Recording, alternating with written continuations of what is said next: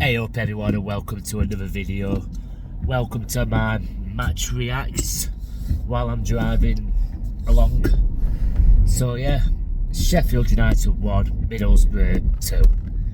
So yeah, both sides started off right well. To be fair, Sheffield United had a few chances which ended up ruin over in the first 10-15 minutes, and then after that it was all Middlesbrough. It was all they dominated. They won the midfield duel. It was Aidan Hackney and Aidan Morris versus City Peck and Aliyah Blaster. Wow, by far, and I'm not just saying this, but by far the best championship midfield duo in my opinion, Morris and Hackney.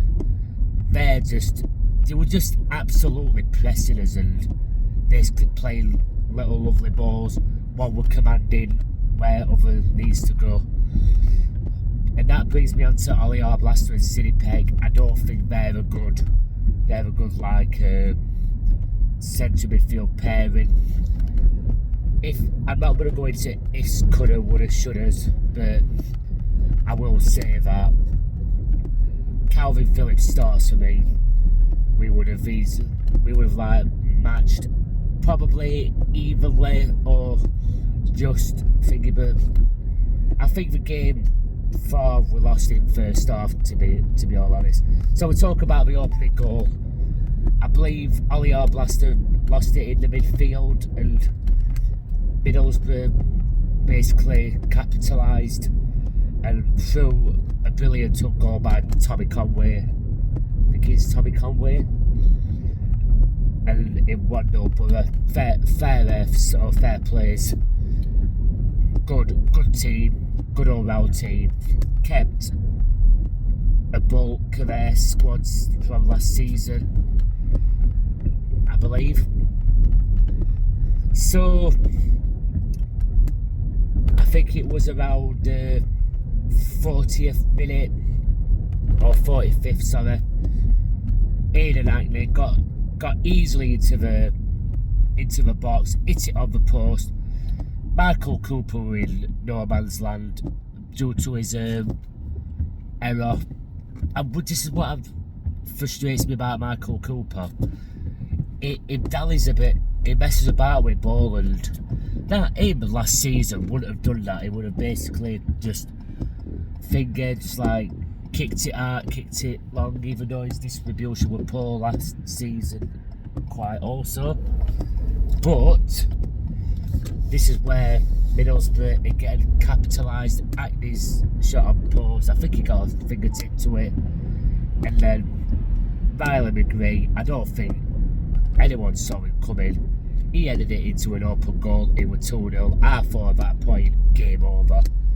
So I was wishing at half time that we need to make half time substitutions, and Joe Rothwell or Calvin Phillips needs to come on for Aliyah Blaster. I will go on to Joe Rothwell in a minute because I'm just going to talk briefly. I'm not going to go into the full detail.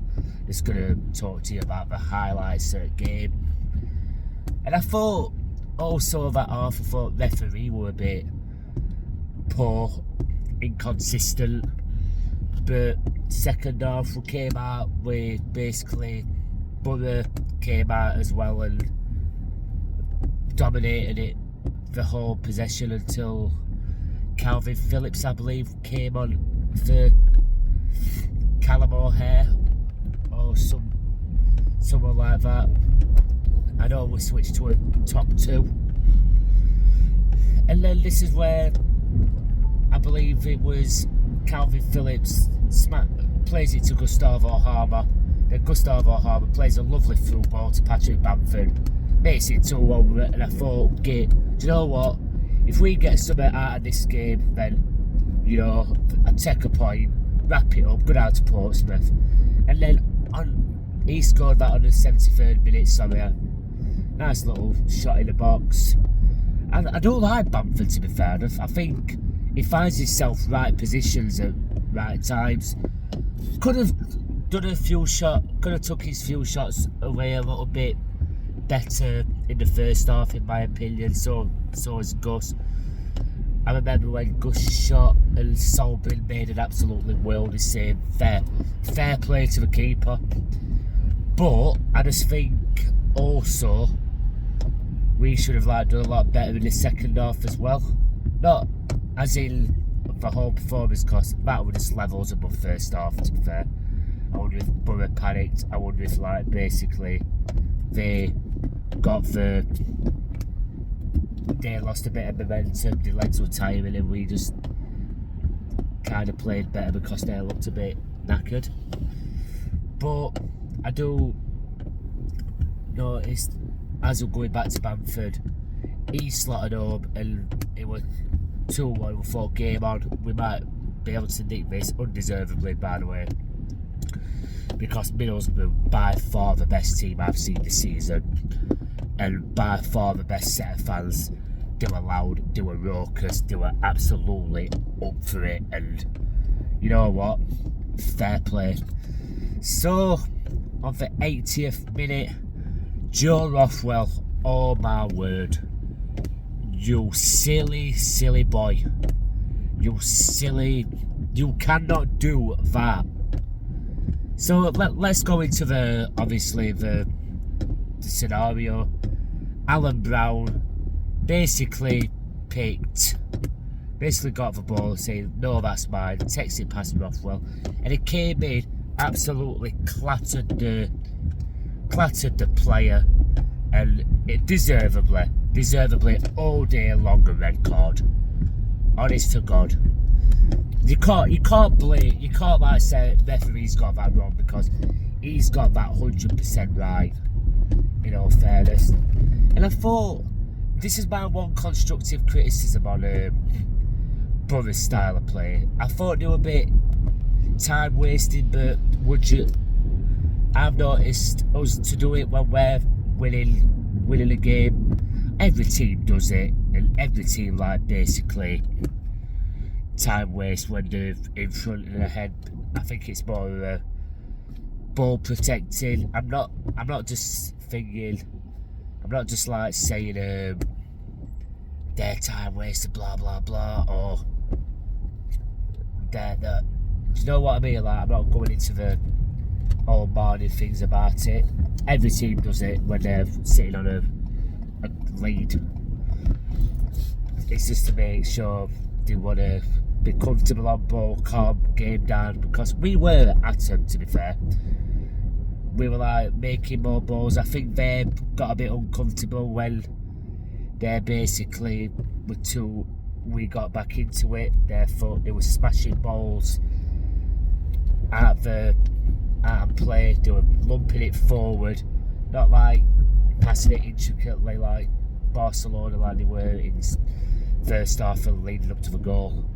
So yeah, the old reflection, I thought Patrick Bamford were kind of man at match, if you want to put it. Before performing at match with Michael Cooper, I do believe his ball distributions were a bit slow, were a bit kicking. He just didn't know what to do with it. He gave away balls cheaply. I remember, I think it was the second half also, he passed it straight to one of their players, and they could have capitalised on it, but luckily they didn't, and it stayed the same till, I think it was 2-0 at that time.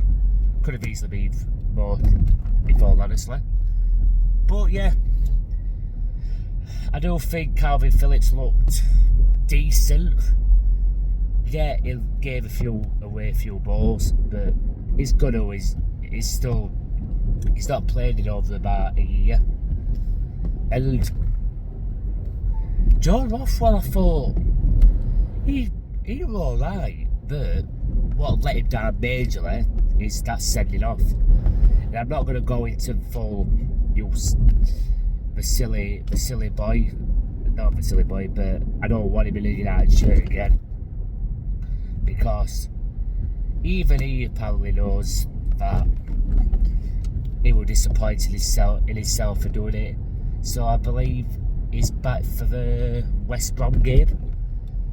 because it's Sheffield Wednesday, Coventry. No, Portsmouth, Coventry, Sheffield Wednesday. No, Portsmouth, Sheffield Wednesday, and Coventry next week. I think it's either West Brom game over.